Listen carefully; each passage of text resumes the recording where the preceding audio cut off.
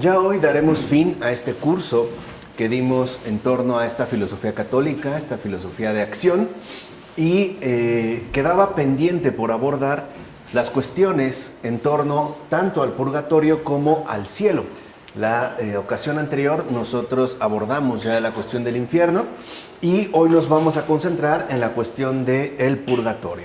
Y lo primero que podemos decir al respecto es que la doctrina católica sobre el purgatorio adquirió su definitiva concreción eclesiástica en los dos concilios medievales que intentaron rehacer la unión con las iglesias orientales. Ahí hay pues ya como una concreción dada, ¿no? Y después se va a reformular esta misma doctrina, ya que había quedado formulada a partir de estos dos concilios medievales, en el Concilio de Trento, ante la Reforma, que era también una cuestión que había que replantear. Ahora, como bien sabemos, la situación intermedia, ¿no?, que ya hemos venido comentando, recibe en la tradición occidental el nombre de purgatorio, al menos en la tradición occidental. Por su parte, la Iglesia oriental no siguió el camino de la teología occidental con respecto al más allá. Hay una variante, y esto es importante también de destacar. De hecho, los orientales, ¿no?, los griegos, que van más sobre la línea griega, rechazan la doctrina de un castigo y una expiación en el más allá. O sea, esto de entrada, los orientales, ¿no?, lo rechazan. Pero tienen en común con los latinos, por ejemplo, la plegaria por los difuntos. Esta sí, la cual se puede llevar a cabo con oraciones, limosnas, buenas obras y también, de modo especial, ofreciendo la Eucaristía por ellos. Esto sí se tiene en común, vamos, con los latinos, pero rechazan esta doctrina de un castigo y una expiación en el más allá. Ahora bien, las primeras raíces de la doctrina sobre el purgatorio, ¿no?, la situación intermedia, nos remite al ámbito del judaísmo primitivo, cuya importancia, creo, ya ha quedado clara a lo largo de las anteriores exposiciones. Por ejemplo, en el segundo libro de los Macabeos, en el capítulo 12, de los versículos 32 a 46, que es más o menos, ¿no?, remite al siglo I antes de Cristo, se relata el hallazgo de amuletos paganos en los cuerpos de los caídos judíos, ¿no? Se menciona este tipo de hallazgo, hay amuletos paganos. De hecho, la muerte de estos caídos se interpretó en este contexto como castigo por el apartamiento de la ley, o sea, por su apego, en este caso, al paganismo y por ende a sus respectivas prácticas. Y por eso es que se decía habían muerto, ¿no? La muerte aparece pues como un castigo por haberse apartado de la ley. El relato nos dice que se llevaron a cabo preces cultuales por los caídos, volviéndose a la oración para pedir que el pecado cometido fuera totalmente borrado. Es la oración que en este caso se lleva a cabo. Además, se procuró que se ofreciera en Jerusalén un sacrificio expiatorio. O sea, también se solicita que se lleve a cabo en el templo, que es el centro fundamental para el antiguo judaísmo de todo su universo, ¿no? Y el autor, de hecho, alaba ese modo de proceder en tanto expresión de la fe en la resurrección de los muertos. O sea, que estos judíos que han fallecido no se han extinguido, sino que apuntan pues aún más allá, en este caso a la resurrección de los muertos. Pero el texto no dice absolutamente nada sobre el efecto purificador de las preces, ni cómo se imagina una situación intermedia de los pecadores muertos. No se hace alusión pues a esa situación intermedia, no se dice nada al respecto. En todo caso, es más explícito el texto apócrifo que lleva por título Vida de Adán y Eva, que este corresponde al siglo I después de Cristo, ¿no? O sea, 2 siglos después del texto que acabamos de mencionar, el cual habla de la tristeza de Set por la muerte de Adán y de la misericordia de Dios anunciada por Miguel. Aquí se menciona en este texto apócrifo. El texto literalmente dice lo siguiente: levántate de junto al cuerpo de tu padre, ven a mí y mira lo que Dios ha determinado sobre él. Es su imagen y por eso ha tenido misericordia de él. Pero esta misericordia implica, pese a todo, castigo. De hecho, se dirá ahí, por ejemplo, en el capítulo 47, Y entonces vio Set que Dios tenía a Adán en su mano extendida, entregándolo a Miguel, al tiempo que le decía: que esté en tu mano hasta el día de la manifestación, que se le castigue hasta los últimos años, cuando yo cambie su sufrimiento en alegría. Entonces se sentará sobre el trono de aquel que le echó una zancadilla. No es lo que afirma este texto apócrifo. Aquí se ve con toda claridad un geinom intertemporal que es interpretado como purgatorio. De hecho, en el que el sufrimiento expiatorio de las almas representa la preparación para la salvación definitiva, ¿no? Que, como el texto denomina, apela a el día de la manifestación. Así pues, lo judío se relaciona aquí íntimamente, como en tantas otras ideas del más allá, con ciertas corrientes de la religiosidad circundante grecorromana, que ciertamente conoce la plegaria por los difuntos en tanto posibilidad de salvación, ¿no? Aquí también hay un punto de encuentro entre el judaísmo y la religiosidad grecorromana. Ciertamente, aquí se ve también que las zonas de transición entre los elementos primitivos del judaísmo y del cristianismo eran más bien difusas, o sea, no estaban, digamos, claramente delimitadas desde el principio, y que de hecho se situaban dentro de aquella continuidad, por supuesto histórica, de una misma tradición cultural de múltiples contactos, puesto que formamos parte de un mundo, ¿no? Nosotros estamos inmersos en un universo y no podemos decir que somos ajenos a las influencias recibidas por nuestros respectivos conciudadanos, ¿no? Sea de la parte que sea. Ahora bien, a partir de dicha continuidad es que se gestaron entonces los distintos caminos que tomaron forma en la tradición eclesiástica tanto de Oriente como de Occidente, ¿no? Hay un sustrato en común, esta tradición cultural de múltiples contactos, pero también va a haber una especie de especificación muy particular que se irá desarrollando ya en el ámbito eclesiástico de manera diferenciada, tanto para Oriente como para Occidente. De hecho, esta tradición se encuentra ya representada en el siglo II por dos grandes figuras, como son Tertuliano, para el caso de Occidente, fallecido después del año 220, y Clemente de Alejandría, para el caso de Oriente, fallecido antes del 215. ¿No? Veremos cómo aquí se irán configurando estos dos modelos particulares que serán asignados en último término para Oriente y para Occidente.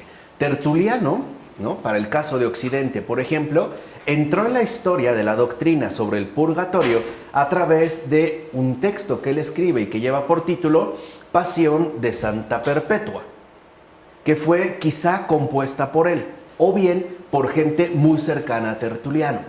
O sea, la autoría no está completamente clara, pero algo es un hecho. O la escribió Tertuliano o alguien muy cercano a Tertuliano.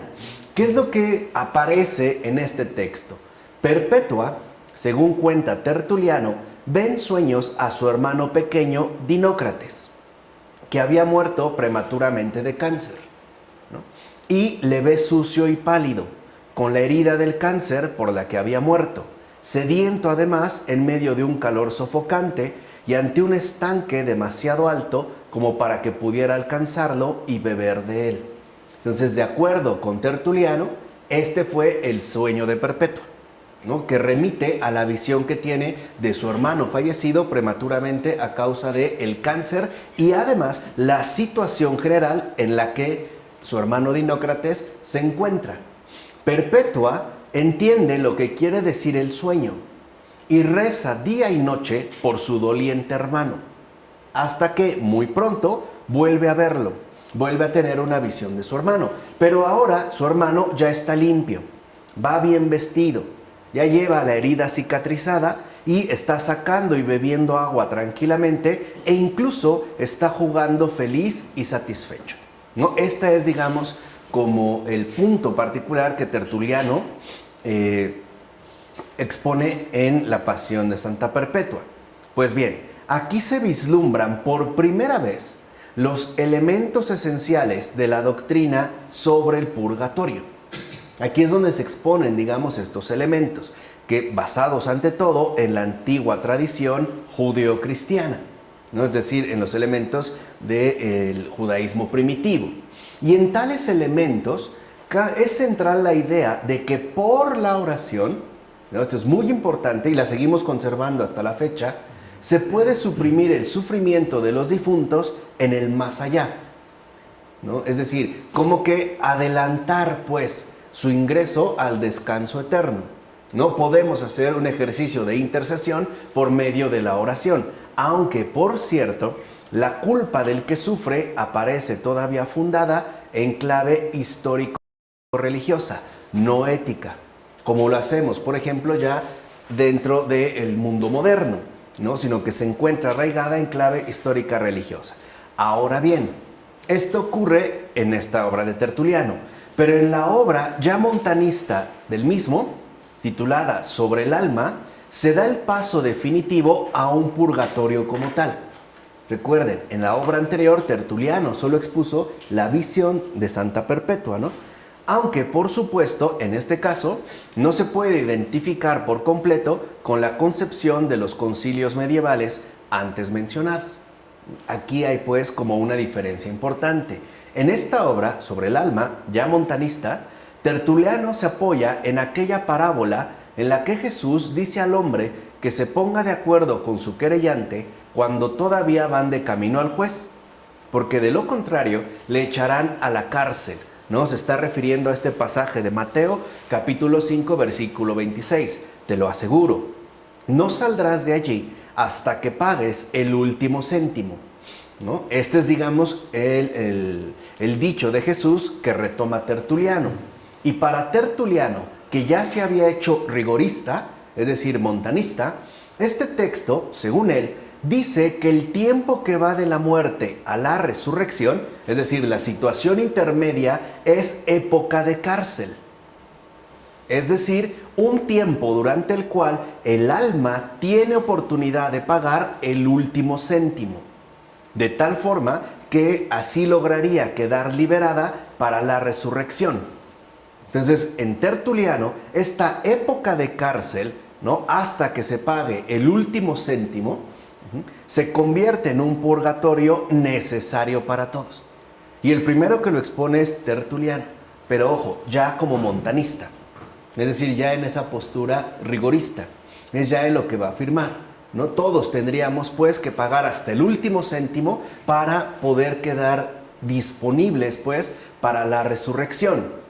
Por su parte, San Cipriano, fallecido en torno al año 258, libró la idea de Tertuliano de la adherencia rigorista y le dio una nueva forma a partir de las tareas especiales que realiza un pastor durante la persecución.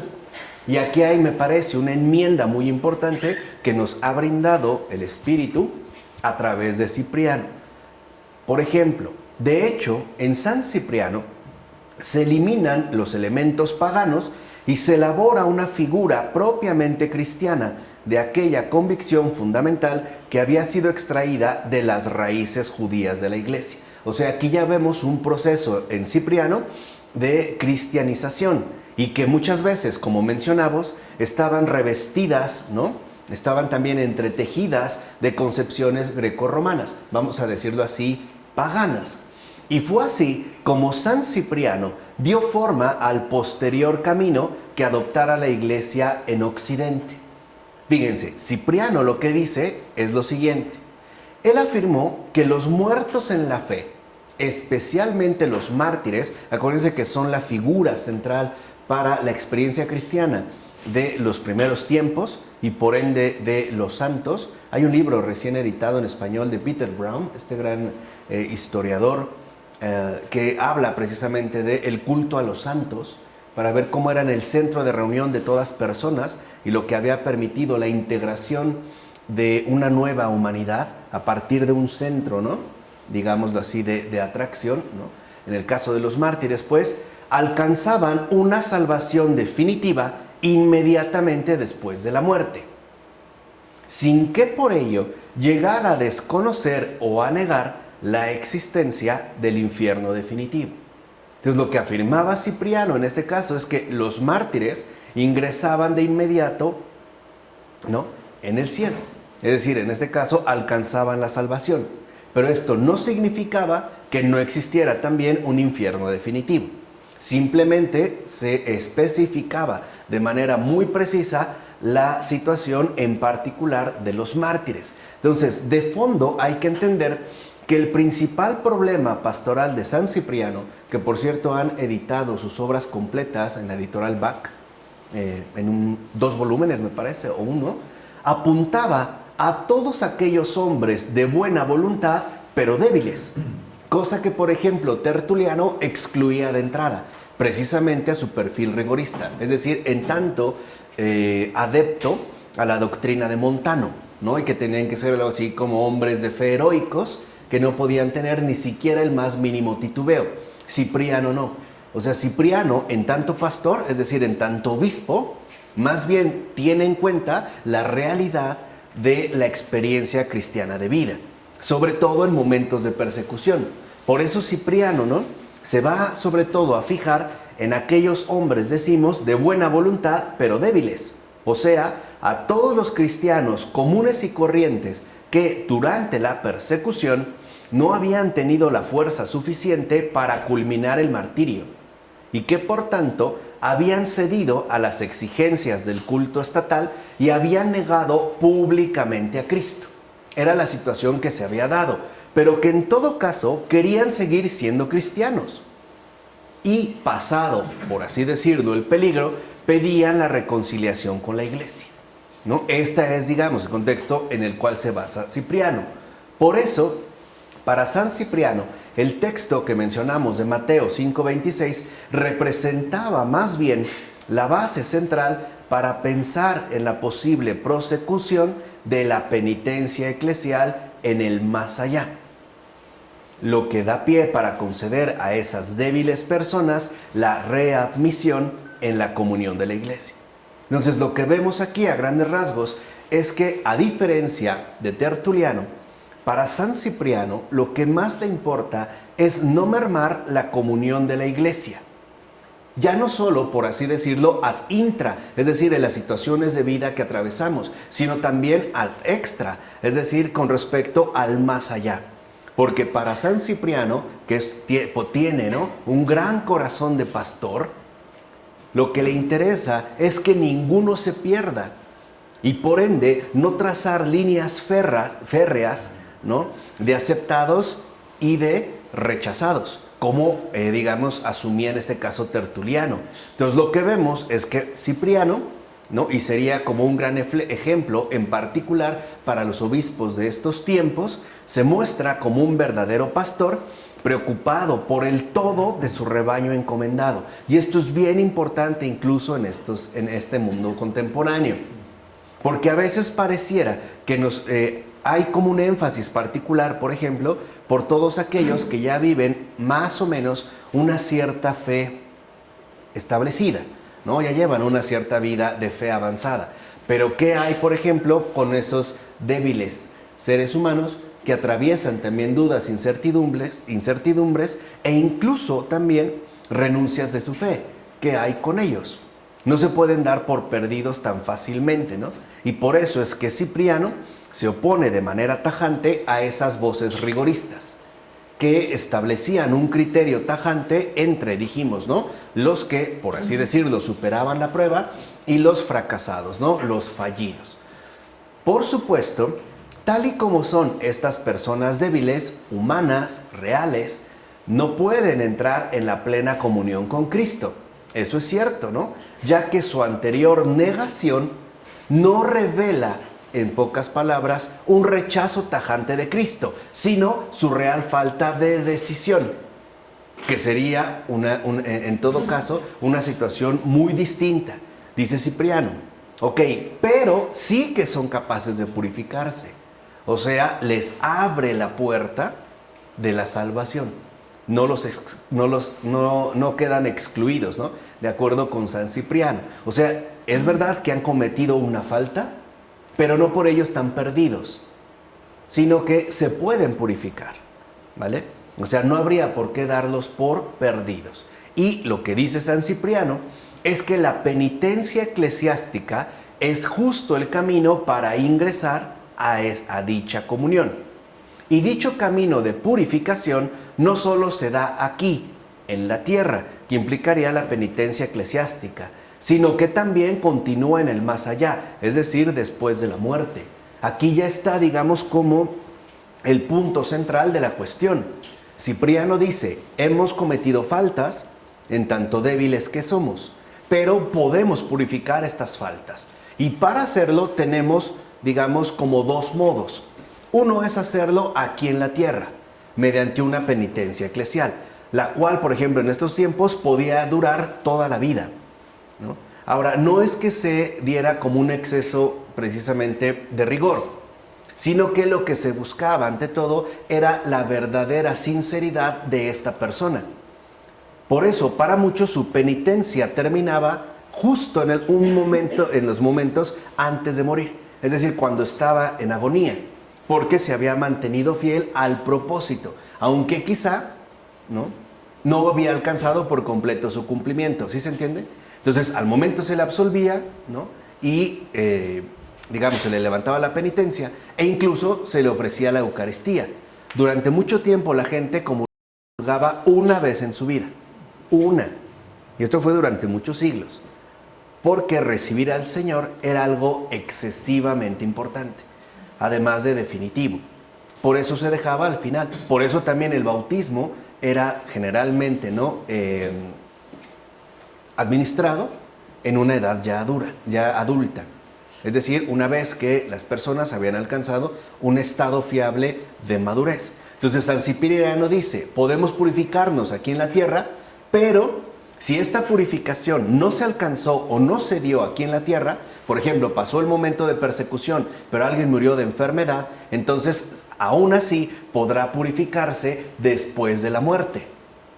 O sea, no hay que darlo por perdido. Entonces, con Cipriano, la cuestión de la purificación en el más allá alcanzó ya a formular la idea fundamental de la doctrina occidental sobre el purgatorio.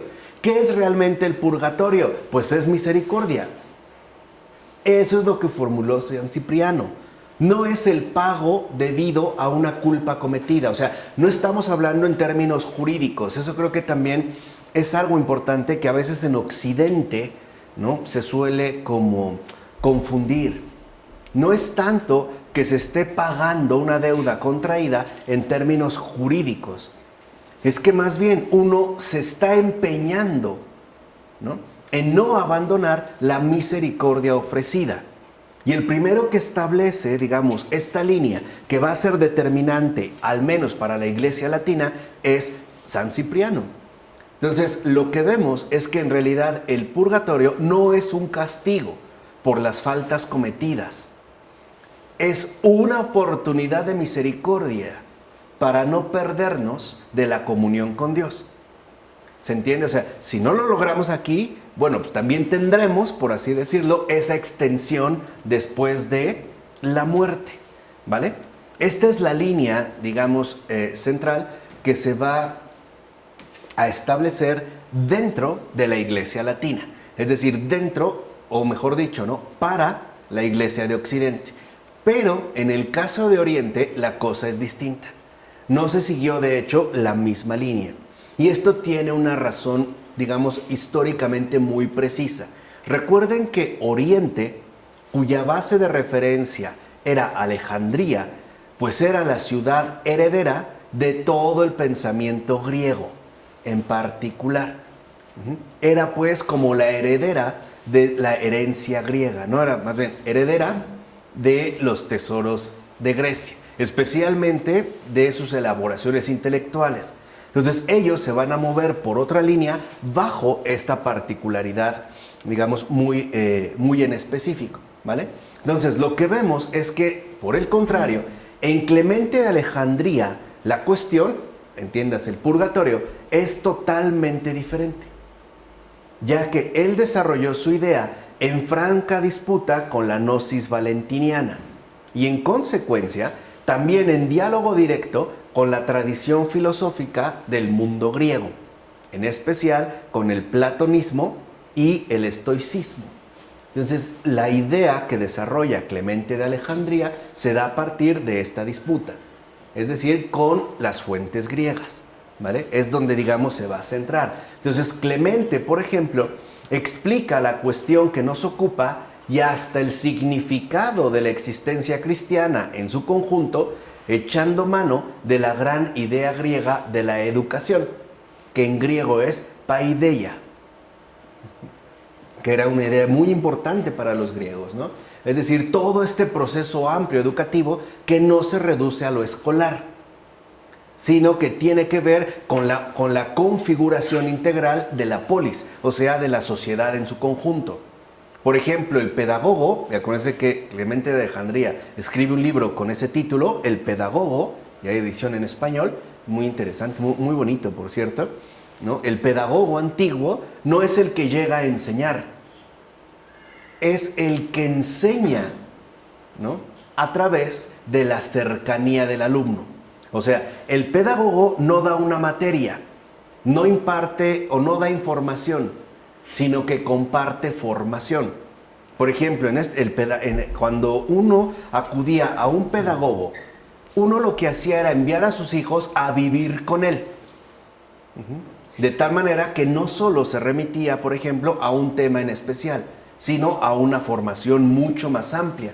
Y el pedagogo también servía como acompañante o como compañero del respectivo aprendiz. Por ejemplo, cargándole la mochila, por así decirlo, e incluso ayudándole al pequeño a atravesar ciertos charcos que no podía hacer por cuenta propia. Entonces, la idea de esta educación, ¿no?, que es la que va a retomar Clemente de Alejandría, proviene precisamente del contexto griego de la paideia. Ahora, en tal idea, Clemente incluye la concepción gnóstica, antes ya grecorromana, del fuego del juicio después de la muerte. Esta es, digamos, como la particularidad que Clemente de Alejandría va a incluir.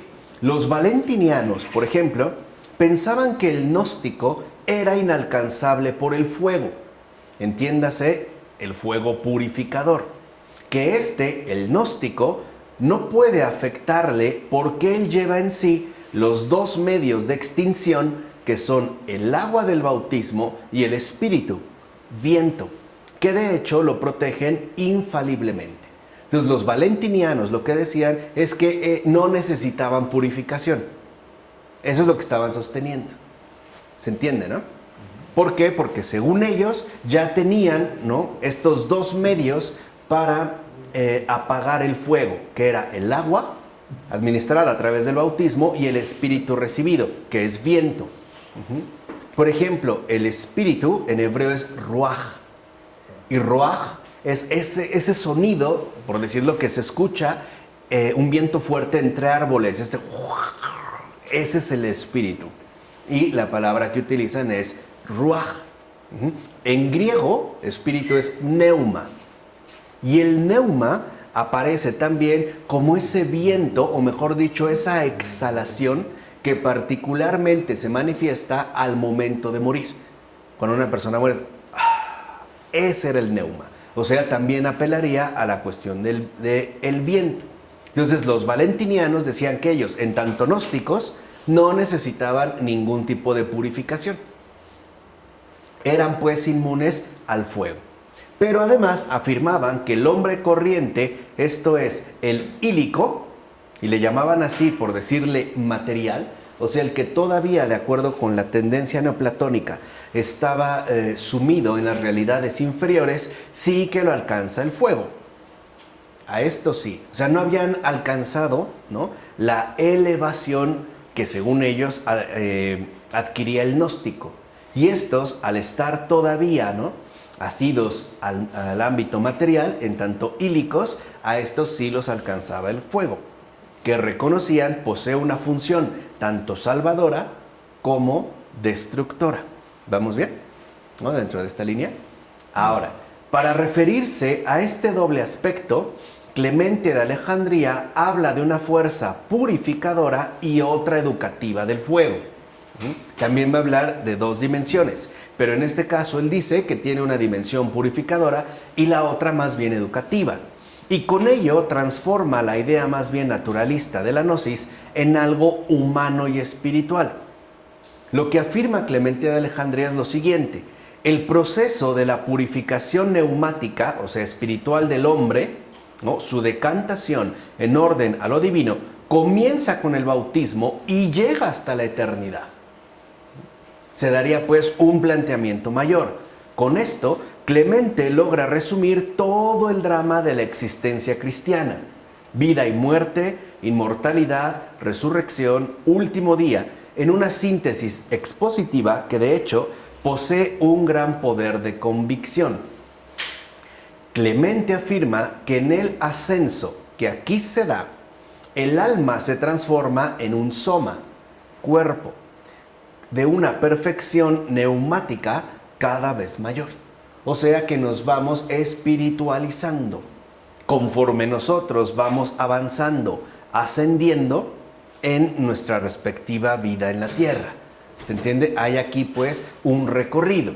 Se trata pues de una concepción que no da pie a la distinción pagana entre alma y cuerpo glorificado, que supuestamente apelaría a una pura entidad espiritual, como por ejemplo lo proponían los gnósticos. De hecho, en Clemente de Alejandría, ambos componentes, ¿no?, alma y cuerpo, se funden mutuamente hasta llegar a la identidad integral del sujeto transfigurado, es decir, en fiel seguimiento de Cristo resucitado. Esa es la línea de Clemente de Alejandría. Así pues, gracias a su idea de la transformación ascendente del ser humano, Clemente de Alejandría puede asegurar el rango real del cuerpo resucitado y asimismo asegura la dimensión eclesial de la existencia cristiana, ¿no? Ahí radica, digamos, como la solución que va a ofrecer Clemente de Alejandría. O sea, dicho brevemente, el proceso de purificación es en todos sus estadios un proceso que abarca la preocupación mutua de los unos por los otros. O sea, que uno no asciende en solitario. No se trata de una cuestión netamente aislada, sino que es un ascenso en común. O sea, lo está pensando en términos de comunidad. Por eso dirá Clemente que incluso más allá del umbral de la muerte, el gnóstico perfecto, y aquí ya no se habla del iluminado, el elevado, sino el cristiano, puede seguir preocupándose de todos aquellos que, aún estando por debajo de él, lo necesitan y requieren. ¿De qué está hablando entonces Clemente de Alejandría? De la comunión de los santos. No se trata de que estos ya lo lograron, ¿no?, en tanto, digamos, salvados, y entonces acceden a una especie de felicidad ininterrumpida. No, siguen vinculados con todos aquellos que permanecemos en esta tierra. ¿Por qué? Porque se establece un vínculo profundo de comunidad. Y puesto que ellos están arriba, pueden extender la mano hacia los que estamos abajo, porque es lo que necesitamos y requerimos. Es lo que hoy llamamos nosotros intercesión de los santos, ¿no? Bajo una imagen, digamos, muy bella, Charles Péguy, por eso va a hablar de esa cadena de dedos, esa cadena de manos entrelazados, donde nos vamos apoyando, ¿no?, y ayudando mutuamente, especialmente con esas manos que se extienden desde arriba para poder alcanzar a los que todavía estamos abajo. O sea, la conjunción, la vinculación entre el cielo y la tierra, pues. Ahí está la intercesión de los santos. Quiere decir que ellos no están de vacaciones, pues. Siguen, ¿no?, estando, digamos, en ese estado permanente de ayuda continua. No están ya aparte, como esos dioses olímpicos, ¿no?, griegos, que están siempre en un pachangón, totalmente indiferentes de lo que aquí sucede y ocurre. Estos no. Estos, a pesar de que están allá, voltean hacia abajo para seguir manteniendo esta línea de continuidad. Así pues, dice Clemente de Alejandría, el verdadero gnóstico convierte en día del Señor aquel día en que se desprende de la mentalidad mala. Y ahí es donde entra el factor educativo. ¿Por qué? Porque ¿en qué consiste la mentalidad mala? Pues en el gnosticismo pagano. O sea, en el ver por uno mismo, pensando que se trata de llegar a ese estado de elevación, y en este caso de salvación, por cuenta propia, sin necesidad de apelar a los demás, ¿no? Como alguien que buscaría librarse de este lado y alcanzar, digamos, ¿no?, su estado de salvación, y ya por ende desocupándose de todos los demás. Por eso dice en realidad Clemente que no, porque para Clemente de Alejandría la cosa entonces es clara. De arriba recibimos ayudas, manos extendidas, multitud de manos extendidas, ¿no? La comunión de los santos. Pero desde abajo también nosotros tenemos manos que no solo se deben extender hacia arriba, sino también ayudar a los que están con nosotros a que lleguen a lo alto, empujándolos, subiéndolos. Esa es la labor educativa. Por eso lo que dice en realidad Clemente de Alejandría es que el gnóstico perfecto, es decir, el cristiano, convierte el día del Señor cuando él también se transforma en un servidor más. Vamos, cuando se pone al servicio de la salvación, ¿no? Incluso extendiendo una mano para hacerle llegar a otro. Por ejemplo, pidiéndole a un santo que ayude a otra persona, no solo a mí. Porque hoy como que pareciera que también el acercamiento a los santos se da en privado, ¿no? O sea, como que yo me acerco a un santo para pedirle un favor. Pero ya no se me ocurre tan fácilmente acercarme a un santo para que este santo ayude a otra persona. Es decir, a otra persona que yo conozco. O sea, pareciera que el trato es en privado. Pues no, lo que dice Clemente de Alejandría es que no. Que cuando uno realmente se desprende de la mentalidad mala, uno ha comprendido esta comunión de la cual nosotros formamos parte, y no solo, vuelvo a insistir, recibimos de arriba, ¿no?, hacia abajo, sino que también ayudamos a los que están abajo a que lleguen, ¿qué?, arriba, incluso primero que uno. Primero ellos. Y ya al final quedará uno. Es decir, eliminar la mentalidad mala en el mundo contemporáneo significa perder esa especie de morbosidad obsesiva por la propia salvación. Y más bien, atender la salvación de los demás. Ya Dios se ocupará de mí. Incluso en eso, incluso en la salvación. No tener como un resguardo propio, ¿no? Nada propio. Sino consagrarse a la salvación de los demás, y pues mi salvación ya estará en las manos del Señor, ¿no? Sin estarse viendo, digamos, de una manera constante, ¿no? De esta forma, Clemente de Alejandría no cae en la idea de la atemporalidad pagana, sino que llega más bien a una concepción de tiempo profundamente antropológico. ¿Se acuerdan cuando hablamos de la temporalidad antropológica, ¿no? Ya explicamos esta cuestión. Lo cual le lleva a decir que cuando para el que sube se da el grado supremo de la corporeidad neumática, el pléroma, ese sería, ¿no?, el grado supremo de la corporeidad neumática, entonces es que se ha llegado a la consumación y por ende al escatológico día de Dios, que ya en este caso Clemente de Alejandría identifica con el hoy eterno. Básicamente, en esto consiste la síntesis greco-cristiana que realiza el alejandrino. Ahí está su síntesis.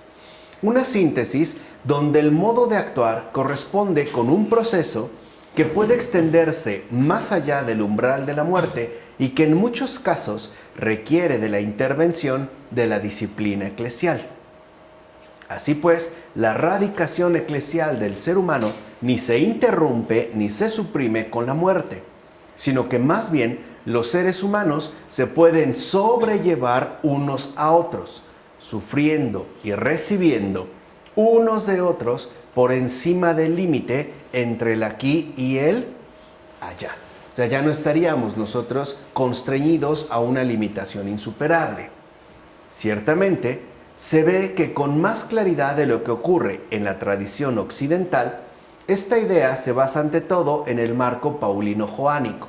Por ejemplo, si uno apela a la carta a los Filipenses, capítulo 1, versículo 21, o bien al Evangelio de Juan, capítulo 3, versículos 16 a 21, según el cual el límite propiamente dicho no discurre entre la vida terrena y la no vida, sino entre el estar con Cristo y el estar sin Él o contra Él, que es también una distinción fundamental que nosotros ya habíamos comentado.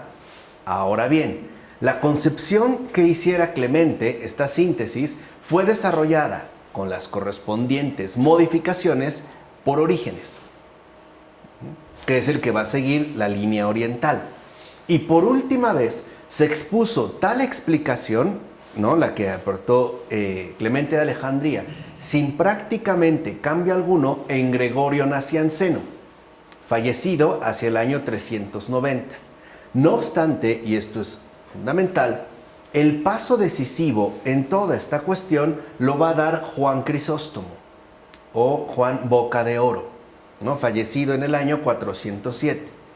En efecto, en sus homilías sobre la primera carta a los Corintios, capítulo 3, versículos 1 a 17, rechaza la idea de la restauración universal, que por ejemplo, al parecer, Orígenes había defendido, y que se conoce como apocatástasis. Porque de acuerdo con Orígenes, ¿no?, la purificación por el fuego tendría que ser definitiva y total. O sea, era un fuego inextinguible.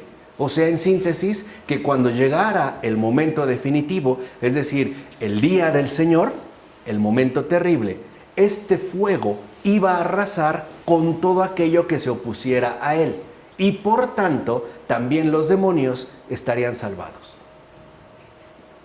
Esa es la apocatástasis. Por eso es la idea de la restauración universal. Claro, la estoy resumiendo.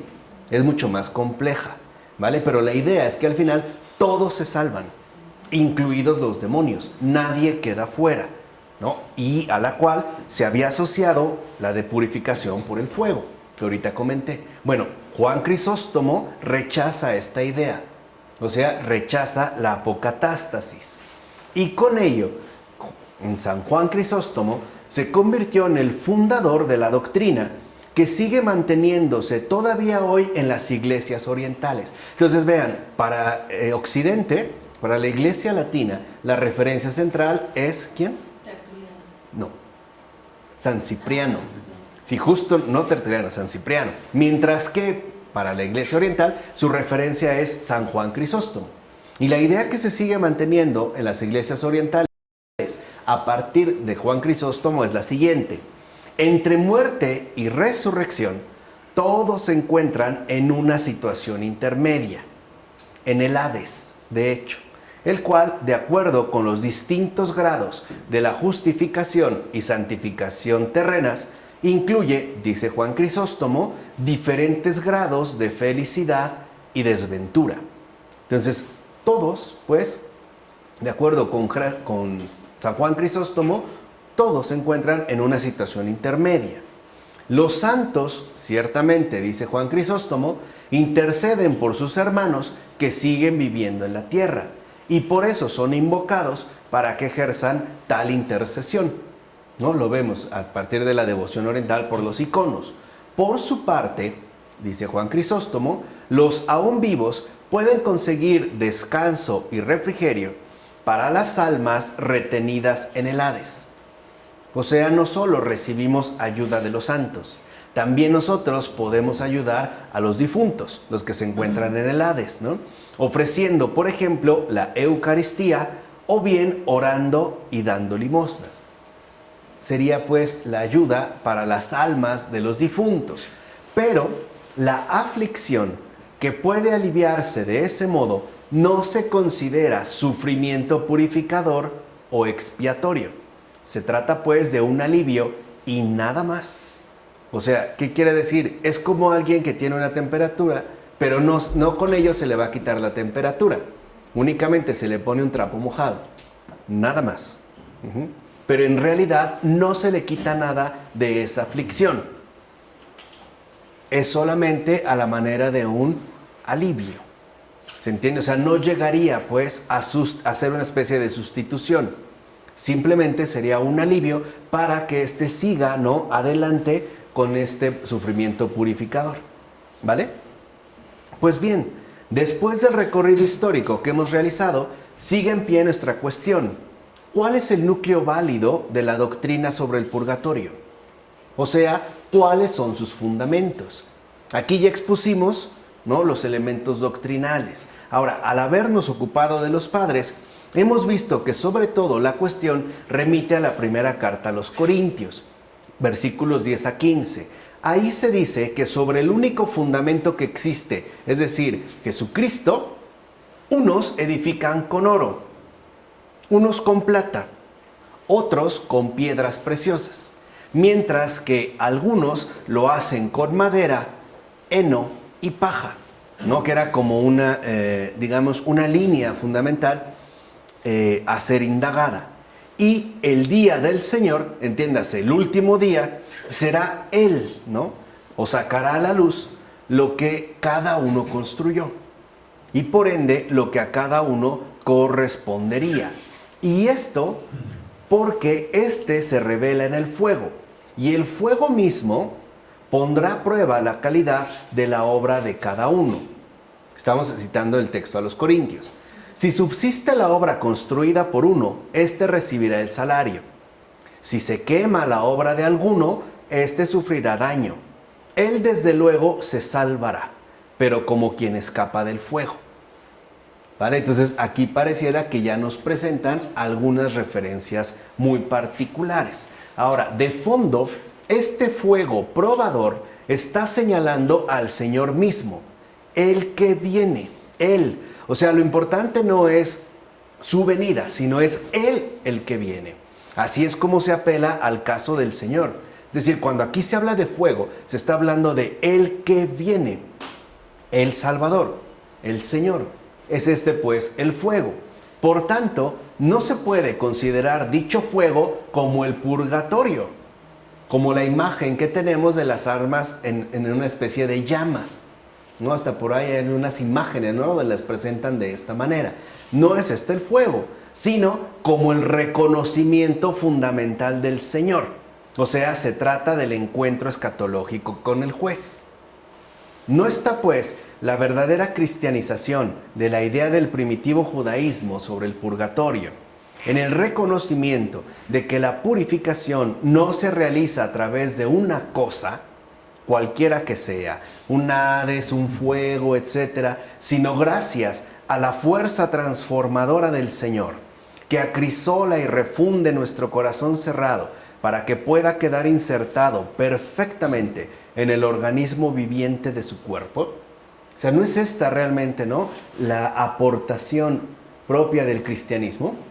Ciertamente, el momento transformante de este encuentro escapa ya a las medidas terrenales del tiempo. Entiéndese aquí del tiempo físico.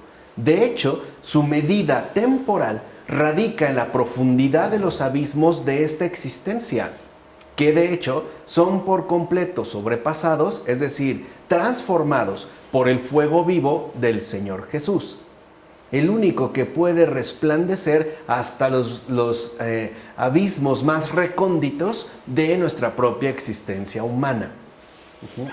El que realmente llega a lo más profundo. Con esto queda claro el significado esencialmente cristiano del purgatorio.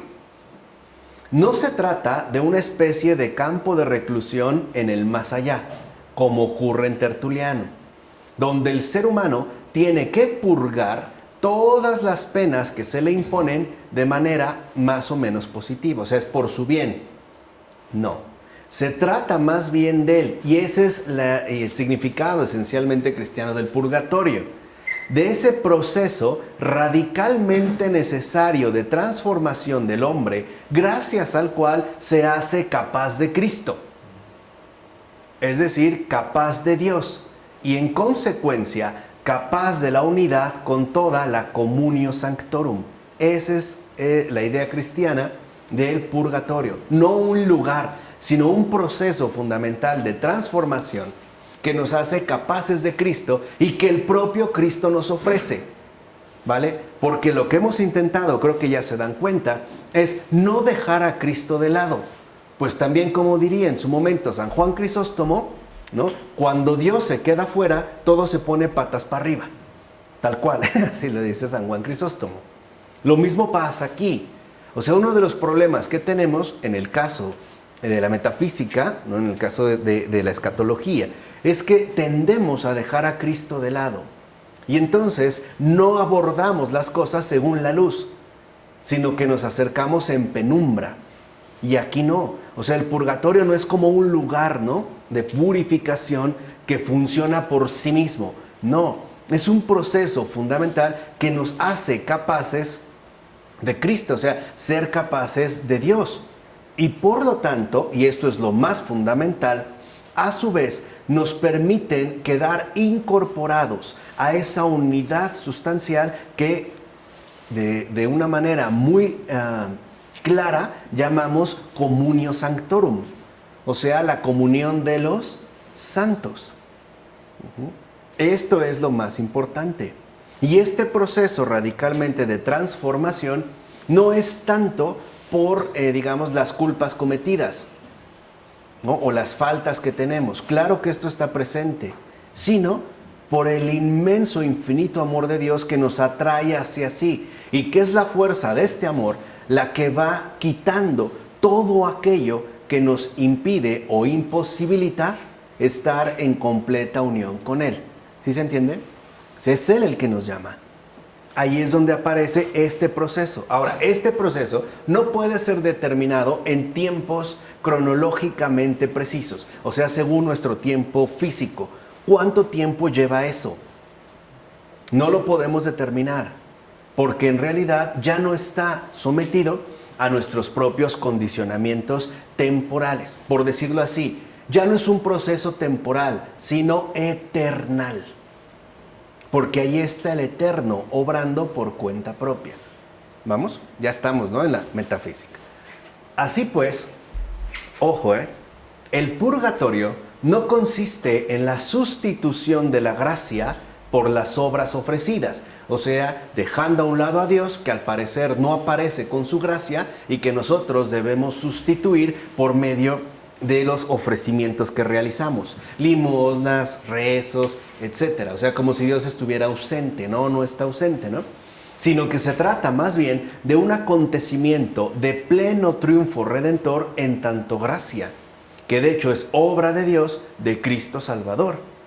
En tal caso, el sí central de la fe salva, pero esta decisión fundamental se encuentra en la inmensa mayoría de nosotros como tapada por mucho heno, madera y paja. O sea, hay en el fondo de cada uno un sí central a Dios, pero está como tapado, como obstaculizado, como encubierto por un montón de heno, madera y paja. Y pregunta, ¿no es el heno, la madera y la paja algo que puede fácilmente convertirse en combustible? O sea, atravesar una combustión.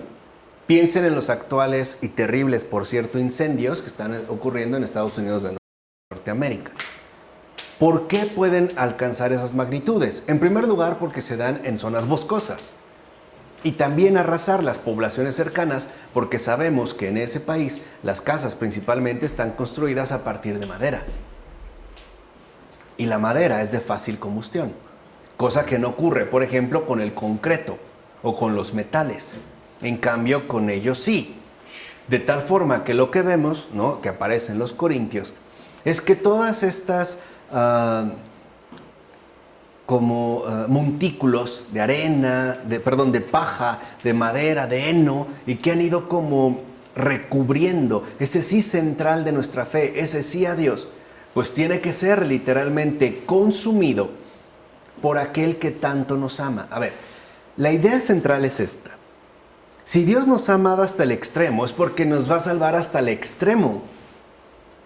Por eso es obra salvadora de Dios, de Cristo Redentor. Por eso le decimos a Cristo que es nuestro Redentor, porque Él también lleva hasta el extremo su obra salvadora. ¿Sí se entiende? O sea, ¿tienes lo que quiero decir? Y Él es el único que puede consumar y consumir todo aquello que es necesario o que nos resulta necesario. O sea, eso es lo que quiero que yo entienda. Es el fuego de su amor, ¿no?, el que logra consumir todo aquello que estorbe a nuestra total comunión con Él. No es algo que nosotros podamos suplir, por ejemplo, a través de las llamadas buenas obras o a través de actos piadosos.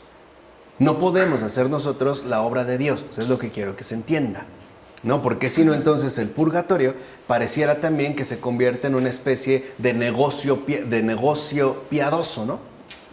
Pues yo ahora le juego un poco a ser el Redentor. No, la idea es también que nosotros colaboremos de manera integral con la obra de Cristo.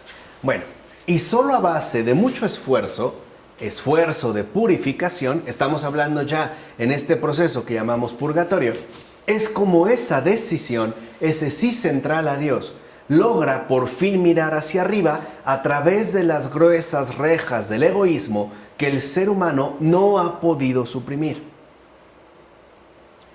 Tratemos de acomodarlo bajo una línea quizá mucho más accesible. ¿Realmente nosotros somos capaces de transformar el corazón de una persona? ¿Cuántas veces no consideramos que por más que lo intentamos resultó inútil? ¿Y todo para qué, no? Tanto esfuerzo, tanto amor, tanta dedicación, tanto hacerlo y al parecer no sirvió de nada. No podemos. No está, digamos, como a nuestro alcance el realmente suprimir todo aquello que en el ser humano lo aprisiona. O sea, lo que quiero que entiendan es que nosotros no somos salvadores. Somos cooperadores del Señor. Pero lo que hacemos es cooperar con su obra, es decir, permitirle a Él que obre. Ya eso sí, desde aquí en la tierra. Un ejemplo muy claro es Santa Rita de Casia, ¿no? La santa de los imposibles, cuyo marido era terco, testarudo, etcétera, ¿no? Un ser despreciable, si quieren, pero que en pocas palabras Rita no puede cambiar, pero está dispuesta a que Dios lo cambie a través de ella, eso sí, pero sabe que obra de Rita no es. Esta es la gran diferencia, ¿se entiende? ¿Vale? Así pues, el ser humano recibe misericordia, cierto, pero tiene que cambiar. El encuentro con el Señor es justo tal transformación, en tanto encuentro definitivo con la verdad. Se le ofrece misericordia, pero también Él tiene que cambiar. Tiene que, digamos, ¿no?, asumir la decisión última en la que se va a colocar. O sea, dicho de otro modo, el encuentro con el Señor es esa transformación que en tanto fuego que devora toda mentira y falsedad, acrisola al hombre hasta hacerlo libre de toda escoria e inmundicia, lo cual lo conduce a quedar convertido en vaso limpio de eterna alegría. Aunque también quizá cabría la posibilidad que una vez quedado por completo libre de toda escoria e inmundicia, debido a su libertad, ¿no?, ha quedado por fin libre, decida tomar una decisión opuesta.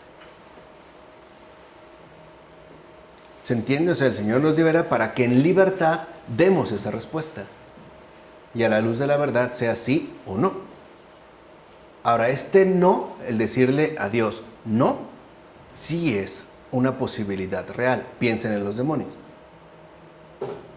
que son creados como vasos limpios de eterna alegría y no obstante han dicho no. ¿Por qué? Por esa libertad. Entonces lo que el Señor es quitarnos todo lo que estorba a nuestra decisión fundamental en plena libertad. Así pues, el purgatorio apunta sobre todo a esa gracia cristológica de purificación, razón por la cual la penitencia consiste entonces en la disposición transformadora de aquel que ha recibido el regalo del perdón. Esa es la penitencia. Estamos hablando del penitente, ¿no? Esa disposición transformadora de aquel que ha recibido el regalo del perdón. O sea, el penitente que sabe en efecto que ha recibido este regalo y que está dispuesto a dejarse transformar lo que sea necesario por el Señor.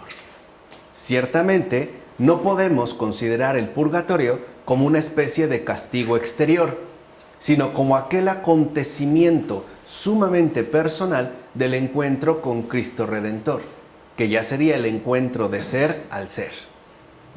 Ahí estaríamos hablando ya de este encuentro. Es decir, el purgatorio asume ante todo lo insustituible de cada persona, es decir, su ser expuesto al encuentro cercano con Cristo. Y no podemos sustituir ahí a nadie. Ahora bien, esto no se da de forma meramente individual, sino que asimismo se encuentra referido a los demás tanto en el amor como en el odio. Es decir, que está de hecho inmerso en ellos. Vuelvo a insistir en la temporalidad antropológica, ¿no? El encuentro cercano con Cristo siempre está rodeado de muchos otros, tanto en el amor como en el odio. De los que, por ejemplo, en esta tierra me vincularon según el amor, o también con esos otros que en esta tierra, ¿no?, con los que he quedado en esta tierra vinculados según el odio. Es decir, ¿cómo puedo estar en el encuentro cercano con Cristo mientras haya gente en esta tierra que me odie o que sufra por causa mía? Ahí habría también una situación muy peculiar. Y en efecto, ¿no?, el ser del hombre se encuentra presente en los otros como culpa o como gracia. Y ahí está nuestra relacionalidad esencial. Y por eso el ser humano no es meramente el mismo, sino que él siempre es en, con y por los otros. Siempre. En el amor o en el odio, o sea, como culpa o como gracia. Y el que los otros, y esto es muy en serio, y el que los otros lo maldigan o lo bendigan, lo perdonen y cambien su culpa en amor, o sea, en reconciliación, forma parte de su propio destino. Ahí es donde aparece la penitencia. Por ejemplo, no solo ofrecer tantos rezos por un alma, sino esforzarme en la reconciliación, cambiando a lo mejor, ¿no?, el sufrimiento dejado por amor, es decir, basado en el perdón. Por eso, lo que mejor podemos hacer por las ánimas benditas del purgatorio es perdonar a todos aquellos que nos han ofendido, o sea, promover la reconciliación. Eso es lo mejor que podemos hacer por ellos, porque lo que hacemos es cooperar a ese tejido, a esa urdimbre fundamental de la comunión de los santos, debido a nuestra relacionalidad esencial. Por eso era tan importante, ¿no?, hablar de la temporalidad antropológica. De hecho, en eso pues consiste la asistencia a las almas benditas del purgatorio, no en una especie de sustitución expiatoria formal, sino en la transformación relacional del odio por el amor-perdón que permite el acceso a la comunión con Dios en toda su real integridad. En eso consiste tal asistencia. De ahí que la esperanza de tales almas descansa en sus respectivos orantes, pero no de manera formal, por ejemplo, 20 rosarios, 40 Padres Nuestros, no, sino en esta transformación relacional del odio por el amor-perdón. Así pues, nosotros somos sus corresponsales, sus reales corresponsales. Ahí es donde entraría literalmente esa esperanza. O sea, lo que les ayuda a estas almas no solo son los rezos, sino que nosotros realmente colaboremos en la reconciliación, que dejemos a un lado el odio e ingresemos en el amor-perdón. Por eso el filósofo Gabriel Marcel dijo acertadamente: tengo esperanza en ti. Pues justamente cuando se trata del yo, se apela ineludiblemente al tú, es decir, al nosotros. Así pues, la penitencia abarca todas las posibilidades de ayudar y beneficiar, tanto por dentro, en el encuentro con Cristo, como por fuera, en los orantes. Y aquí se ubica la posibilidad y hasta el deber de corresponder a ese amor que va más allá de los sepulcros, en la línea de Cristo. Por ende, lo verdaderamente fundamental, tanto para Oriente como para Occidente, es la práctica corredentora del poder y deber orar, que es justo la transformación del odio, maldición, en amor, salvación. Ahí es donde se le ha dado, aquí sí, tanto para Oriente como para Occidente, a la oración su justa dimensión, en tanto práctica corredentora fundamental, porque la persona que ora, perdona. La persona que verdaderamente ora pasa de la maldición a la salvación. Deja el odio para adentrarse en el amor. ¿Cómo? Pues dejando que Dios obre en su corazón también. ¿Se entiende? Dentro de esta línea. Por eso la oración aquí sí es tan importante, tanto para Oriente como para Occidente. Y dicho sea de paso, la postura occidental, a diferencia de la oriental, está enraizada tanto en una tradición más antigua como en motivos más centrales de la fe. O sea, está mucho más abocada, digamos, a la continuidad del judaísmo y no tanto a la cercanía con la postura pagana, en este caso de Grecia. ¿Quedó clarísimo entonces el purgatorio? Pues ahora sí, literalmente, vámonos al cielo. Y no solo es una invitación, ni una elevación, es una orden.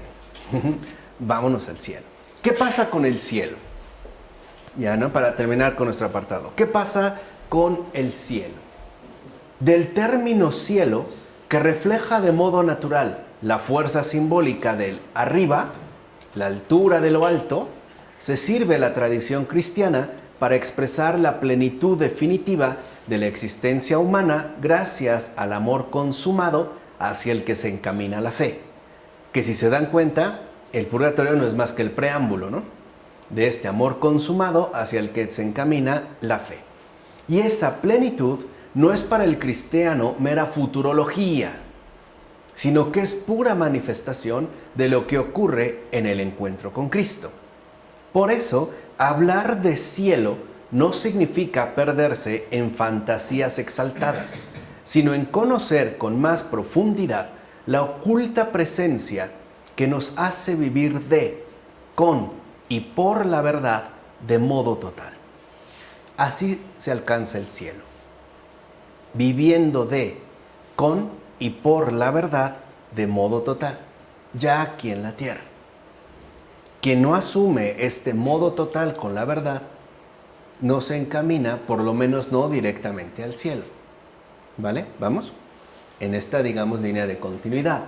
Por consiguiente, el cielo es algo cristológico, no un parque de diversiones maravilloso, de pastos verdes y colores, un poco como en esta película de Más allá de los sueños, no digan como con óleos y pinturas maravillosos, no es eso, ¿no? En realidad, cielo, fíjense, esto es bien importante, el cielo no es un lugar al que se llega, sino que el hecho de que haya cielo se debe a que Jesucristo existe como Dios hombre encarnado. Y por eso mismo ha dado al ser humano un lugar propio en el ser mismo de Dios. O sea, el cielo no es un lugar al que se llega. El cielo es la habitación misma en la Trinidad, en el doble sentido, como de espacio dado, como una habitación de un hotel, pero también el habitar, el volverse el hábito, el hábitat, la vida misma en la Trinidad que nos ha dado nuestro propio Señor Jesús. En tanto existe como Dios hombre encarnado. Por tanto, el cielo es ante todo una realidad personal que lleva para siempre el sello inquebrantable de su origen histórico en el misterio pascual de la muerte y la resurrección de Jesús. Ahora bien, el Cristo glorificado se halla siempre en la permanente entrega al Padre, e incluso es siempre dicha entrega, pues su sacrificio es presencia permanente. ¿Estamos de acuerdo? Así pues, el cielo, en cuanto ser uno con Cristo o comunión con Dios, posee de hecho el carácter de adoración. En efecto, en el cielo llega a su plenitud el sentido implicado en todo culto. Cristo es el templo escatológico, como se menciona en Juan capítulo 2, 19. Es la Nueva Jerusalén, es decir, el único lugar donde se rinde el verdadero culto a Dios. Es el único lugar donde se rinde el verdadero culto a Dios. Y ese es el cielo. Y ese único lugar es Cristo. Es el único lugar donde se rinde el verdadero culto a Dios. Dicho brevemente, vean, Cristo es todo el movimiento de la humanidad. en unión con Él hacia el Padre. Eso es Cristo. Todo el movimiento de la humanidad en unión con Él hacia el Padre, en carne propia, ¿no? El cual encuentra su respectiva correspondencia en el movimiento gratuito del amor de Dios, salvación, regalado a todo ser humano. De modo que el culto en su plenitud celestial implica la inseparable inmediatez entre Dios y hombre, el cielo. Entonces, por cielo no es un lugar al que se llega, es esa inseparable inmediatez entre Dios y hombre. ¿Y quién la ha hecho posible? Cristo. Y por eso Cristo es el lugar del verdadero culto a Dios. Es el espacio real de adoración.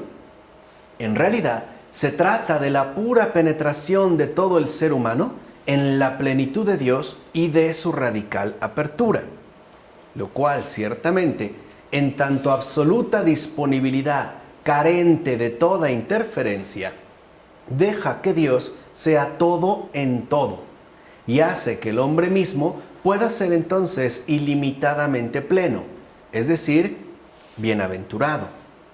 Así pues, si el cielo se basa en el existir en Cristo, entonces implica igualmente el estar con todos aquellos que en conjunto forman el único cuerpo de Cristo. O sea que en el cielo no hay cabida para aislamiento alguno.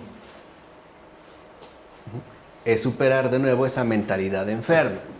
El cielo es pues la comunión abierta de los santos, que como dijimos es hacia donde apuntaba el purgatorio, ¿no? O sea, los que se han hecho uno con Cristo, todo. O sea, no a solas, no en privado, sino con Cristo todo. El que realmente se hace uno con Cristo, también se hace uno con todos. Aún con los que nos parezcan más despreciables, porque ahí está Cristo, o más antipáticos. Estos son, ¿no?, la comunión abierta de los santos. Y por ende, es la pura apertura a Dios Padre con el Espíritu Santo. Ahí aparece realmente este cielo. Los santos, ¿qué son? Pues aperturas sin fallas. Es decir, cercanía insuperable del amor unificado. Un amor que alcanza a Dios. Esto es, a Dios en el otro y al otro en Dios. Ahora vean, los santos, aperturas sin fallas. Yo no estoy diciendo, ¿no?, hombres heroicos de grandes virtudes, temerarios de la fe. No, estoy diciendo apertura sin fallas. Son fiat, como María. Por eso María es la reina de todos los santos, porque ella es la única apertura sin fallas, desde el principio hasta el ¿qué? Hasta el final. Por eso les dije, esta filosofía católica es en realidad, ¿no?, un homenaje a María. De hecho, es una obediencia a María. A sus palabras, hagan lo que Él les diga. Jesús. Hagan lo que la verdad les diga.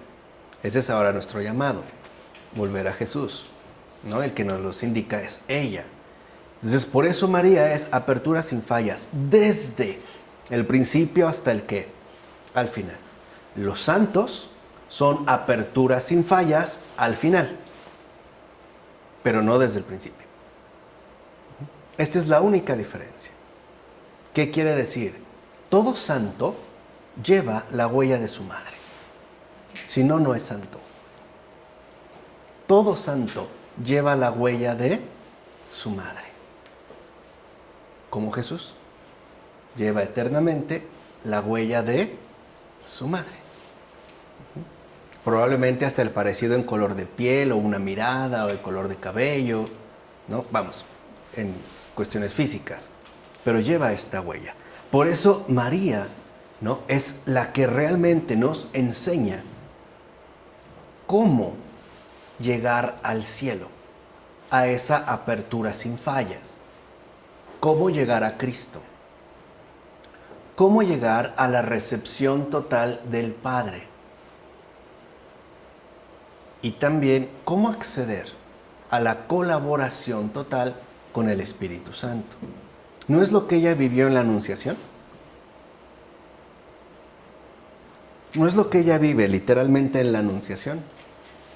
no es cuando se manifiesta como esta apertura sin fallas, tan apertura y tan sin fallas, que se engendra ahí el Hijo de Dios, el Salvador de este mundo. Por eso no podemos ignorar que es María la gran maestra de todo creyente. Y aparte es la gran maestra del que quiera ser santo. En este recorrido fundamental de apertura sin fallas. Ahora, esto ciertamente lleva un componente antropológico, la fusión del yo en el cuerpo de Cristo. Esto es, su utilidad para el Señor y para todos los demás en mutua correspondencia. Ya se establece, pues, una auténtica solidaridad, lo cual no equivale para nada a la disolución del yo, sino a su real purificación, que al mismo tiempo es lo que plenifica sus posibilidades más altas y genuinas. Por eso es que el cielo es también algo muy personal en cada uno, pues cada uno recibe el amor de todo el conjunto en su unicidad no intercambiable. Por eso hay que interpretar el hecho de que el cielo en el Nuevo Testamento, como en toda la tradición, se llame por una parte premio, lo que equivale a la respuesta recibida al camino emprendido, es decir, a esta vida en concreto, a este ser humano con toda su actuación y sufrimientos, pero que al mismo tiempo el cielo sea gracia absoluta de un amor regalado, o sea, por completo gratuito. Entonces, el cielo no es algo que yo me gano, por ejemplo, a través de hacer buenas obras. El cielo es algo que se me ofrece y que yo estoy llamado a recibir en una apertura sin fallas. Es decir, que el premio consiste en que Dios llena a cada uno a su modo personal y de manera total, lo cual ya es una gracia. Y dicho sea de paso, esta tarea de ampliar por completo el vaso de la propia vida no apunta al aseguramiento de una provisión de dicha más grande para uno mismo, sino que Dios lo hace para poder repartir más a los demás. Ahí está el júbilo celestial. En eso consiste el júbilo celestial. No es que me ensanche para que yo goce más. No, lo hace para que en mí se derrame más a todos que los demás. Y como todos están, ¿no?, literalmente derramándose, todos se comparten y se reparten entre todos. Y ahí está el júbilo celestial. Por un lado, ¿no?, lo voy a tratar de marcar con una imagen que espero que sea más o menos accesible. En el cielo, los santos se miran unos a otros. Y lo primero que ven ahí es la obra de Dios. Y se alegran de lo que Dios ha hecho con ellos. Y aparte se asombran de la manera en la que Dios los ha llenado. Y se alegran más porque al haberlos llenado de esa manera, ha sido a su vez bondadoso con todos los demás que reciben digamos, como de esto que está de sobra. Es decir, de este que está de más. Y así entre todos de una manera eterna. Y no es que haya cabida la envidia. No pueden querer más. Tienen todo y tienen de más. Y de ese más los otros se benefician. Y así finalmente entre todos. Ahí es donde vemos el júbilo celestial. Y esto es así porque en Dios, en Cristo, la posesión solamente puede consistir en dar. En dar siempre más y de más. A esa es la apertura sin fallas. Dar siempre más y de más. De ahí que la riqueza celestial de la plenitud consiste en hacer partícipes a los demás de la dicha recibida. Ahí ya no hay mismidad, el uno mismo, ¿no? Y esto es justamente la exaltación de Cristo, es decir, la entrada de su existencia humana en el Dios trinitario. Así pues, cielo quiere decir participación en esta forma de existencia de Cristo y en consecuencia plenitud de lo que comienza con el bautismo. A eso se nos invitó. En el bautismo comenzó nuestra carrera hacia ese dar siempre más y de más. De ahí que el cielo no se pueda localizar en algún sitio. Esto es, ni fuera ni dentro de nuestro humano espacio, pero tampoco se le puede desvincular del cosmos, considerándolo, por ejemplo, como un mero estado, ¿no? Un estado celeste, un estado celestial, por ahí extraño. Cielo quiere decir más bien ese dominio sobre el mundo que le compete al nuevo espacio del cuerpo de Cristo. ¿Cuál es este nuevo espacio, este nuevo dominio sobre el mundo? La comunión de los santos. Por tanto, el cielo no está arriba espacialmente, sino esencialmente, lo cual expresa la supremacía y la libertad triunfante del amor frente al mundo y sus respectivas imposiciones, limitaciones. Aquí es ya donde se expresa esencialmente. Por eso la Escritura ha expresado claramente que toda la creación está destinada a convertirse en vaso de gloria divina. Un cielo nuevo y una nueva tierra, pues toda la realidad creada se vincula a la bienaventuranza celestial. De ahí pues que el cielo en cuanto tal es realidad escatológica, es decir, manifestación de lo definitivo, lo totalmente otro. Y dicha manifestación de lo definitivo, esto es el cielo, lo totalmente otro, habrá alcanzado su verdadera plenitud hasta que se encuentren reunidos todos los miembros del cuerpo del Señor. Se trata, en definitiva, del auténtico escatón, la apertura de la historia todavía en camino de realización, tanto en lo referente al cuerpo de Cristo como a toda la creación. Por supuesto, esta plenitud del cuerpo del Señor incluye la resurrección de la carne, que es de lo que nosotros más bien hablamos, y se le llama parusía en el sentido de que con ella llega a consumarse la presencia triunfante de Cristo, que hasta entonces no había hecho sino comenzar, pero que al final abarcará a todos los salvados y con ellos a todo el universo. Así pues, el cielo comprende dos estadios históricos. La exaltación del Señor pone la base a la nueva existencia en la unidad entre Dios y los hombres, o sea, al cielo. Pero la plenitud del cuerpo de Cristo apunta a alcanzar su real totalidad cósmica en tanto redención triunfal, o sea, hasta que Dios sea todo en todos. Por tanto, los unos con los otros son el cielo en cuanto se trata del Cristo único. Entonces, será toda la creación un cántico nuevo, un gesto generoso por la liberación de la limitación que ahora se adentra de lleno en Dios, que lo es todo, y en consecuencia será pura alegría por la penetración irreversible en el amor. Así empieza el cielo, como esa penetración irreversible en el amor. Esa es justo la esperanza que nos anima, el acceso a esa alegría en la que toda pregunta se resuelve y alcanza la plenitud que nos hace finalmente descansar. Pues que así sea. En nombre del Padre, del Hijo y del Espíritu Santo.